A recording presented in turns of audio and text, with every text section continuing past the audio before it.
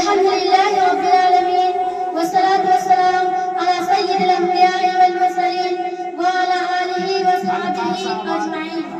أما بعد، وأعوذ بالله من الشيطان الرجيم. بسم الله الرحمن الرحيم. وأنتم الأعلون إن كنتم مؤمنين. وہ معزز تھی زمانے میں مسلمان ہو کر، وہ معزز تھی زمانے میں مسلمان ہو کر، اور امتحان میں تاریخ قرآن ہو کر. معزز سامعین، آج کے اس مبارک محفل میں میری گفتگو کا موضوع مسلمانوں کی تباہی اور اس کا علاج ہے. آئیے اس موضوع کے تحت ہم اپنے شاندار ماضی پر ایک نظر ڈال کر مستقبل کے تعمیر و ترقی کا سامان تلاش کریں. قرآن پاک میں رب جلال کا ارشاد ہے، وَأَنْتُمُ الْأَعْلَوْنَ إِن كُنتُم مُّؤْمِنِينَ. تم اس سے بلند رہو گے اگر تم مومن ہو. یہ ارشاد باری ہماری پوری تاریخ کا انتصار ہے اور اسی میں ہماری ترقی کا راز مشمل ہے. تاریخ کے سینکڑوں واقعات یہ بتانے کے لیے کافی ہے جب بھی ہمارا رشتہ اللہ سے اس کے دین سے مضبوط رہا، سربلندی اور کامیابی نے ہمارے قدم چومے، اور جب کبھی کسی قسم کے رشتے میں کمزوری آئی تو ہم عزت و رفعت کے آسمان سے ذلت و پست سے غار میں جا گرے. تاریخ ہمارے سامنے جنگ بدر کی مثال پیش کرتی ہے.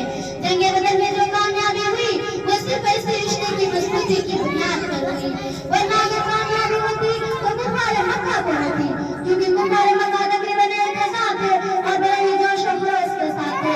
ان کے پاس 700 اونٹ اور 200 گھوڑے تھے، نیز سب کے پاس تلواریں اور دیگر جنگی ہتھیار موجود تھے. ادھر بیچارے مسلمان بے سر و سامان، کل تعداد 313، سواری کے لیے کوئی 2 گھوڑے اور 70 اونٹ ہیں. ایک ایک پر 3-3، 4-4 آدمی سوار ہیں اور بعض پیدل ہی سفر کر رہے ہیں. کسی کے پاس نیزہ اور بعض پیدل ہی سفر کر رہے ہیں.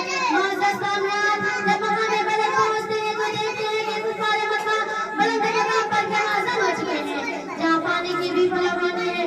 بیچارے مسلمانوں کو پشت ریتیلی زمین پر ہی نمازن ہونا پڑا. ایسی جگہ کہ اگر کسی کو پیاس لگ جائے تو 1 گھونٹ پانی پینے کو نہ ملے.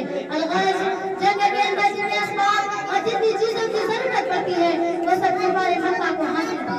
لیکن جب لڑائی شروع ہوتی ہے تو کفار مکہ باجار مولی کے طرح کاٹے جاتے ہیں. کفار مکہ کا سب سے بڑا سردار ابو جہل جو بچوں معاذ اور مغوث کے ذریعے مارا جاتا ہے اور عبداللہ بن مسعود اس کے سر کو جسم سے جدا کرتے ہیں. اسی طرح دوسرے کفار مکہ اپنے ساتھیوں کو مقتول ہوتے دیکھ کر میدان جنگ چھوڑ کر بھاگنے لگے.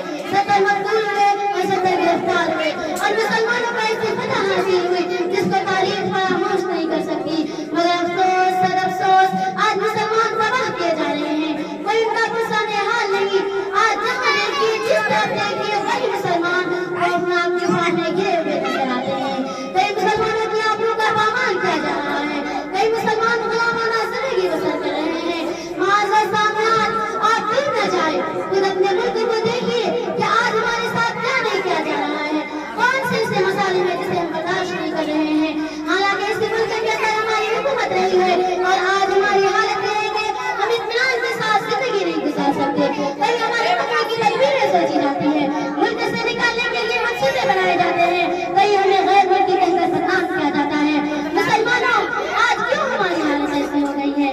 کسی شاعر نے کیا خوب کہا ہے، سوئی ہوئی قومیں جاگ اٹھی بیدار مسلمان سوتا ہے. سوئی ہوئی قومیں جاگ اٹھی بیدار مسلمان سوتا ہے. یہ ہمارے قلب مومن میں ایک جذبہ ایمان سوتا ہے. امت مسلمہ کے دھڑکتے دلوں، آج پوری دنیا ہمارے لیے وحشت و بربریت کی آماجگاہ بن گئی ہے. حالانکہ ایک زمانہ تھا کہ ہمیں دنیا کی ہر چیز سونپی گئی تھی. جس طرف قدم بڑھاتے تھے بڑھتے اور پھولتے چلے جاتے تھے. باقی کی کوئی قوت و طاقت ہماری راہ میں حائل نہیں ہو سکتی تھی. علامہ اقبال نے کیا خوب کہا ہے، مغرب کی وادیوں میں گونجی اذان ہماری، مغرب کی وادیوں میں گونجی اذان ہماری، تھکتا نہ تھا کسی سے سیل رواں ہمارا.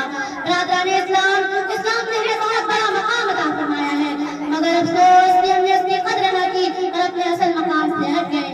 مسلمانوں سمجھو اور ہوشیار ہو جاؤ، ورنہ لاپرواہی اور بے توجہی کا عالم رہا تو یاد رکھیے کہ ایک وقت ایسا آئے گا کہ ہماری باعظمت اور سربلند تاریخ متن تاریخ میں منتقل ہو کر دنیا کے تمام تاریخوں کے سامنے سے نگل نظر آئے گی. آج ہمیں سمجھنا چاہیے اور غور و فکر کرنا چاہیے کہ ہماری طرف تباہی اور بربادی کے ہاتھ بڑھ رہے ہیں. جور و جفا، ظلم و ستم کے پہاڑ ٹوٹ رہے ہیں، شکنجے میں دبانے کی کوشش کی جا رہی ہے. آخر ان کی وجہ کیا ہے اور ایسا کیوں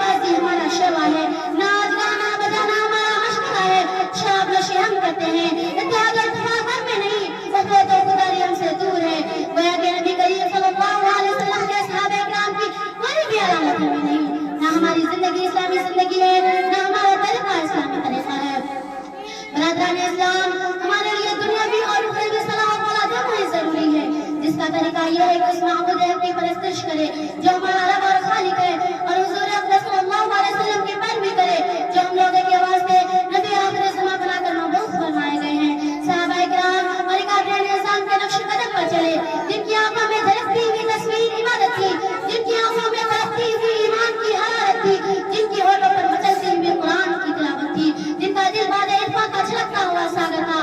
مسلمانوں آؤ متحد اور متفق ہو جاؤ اور ایک جھنڈے کے نیچے چلے آؤ اور اپنے معاشرے کی برائیوں کو مٹاؤ، ورنہ تمہاری تباہی کی کوئی حد نہ ہوگی اور تمہیں سر بلند کرنے والی اس دنیا میں کوئی طاقت نہ آئے گی۔ اللہ تعالیٰ شعور و بیداری اپنے زوال کا احساس اور اس کی ازالے کی فکر نصیب فرمائے۔ نہ سمجھو گے تو مٹ جاؤ گے اے ہندوستان والوں، نہ سمجھو گے تو مٹ جاؤ گے اے ہندوستان والوں، تیری داستان تک بھی نہ ہوگی داستانوں میں۔ وطن کی فکر کرنا نہ مصیبت آنے والی ہے، وطن کی فکر کرنا نہ مصیبت آنے والی ہے، بے بربادیوں کے مشورے ہیں آسمانوں میں۔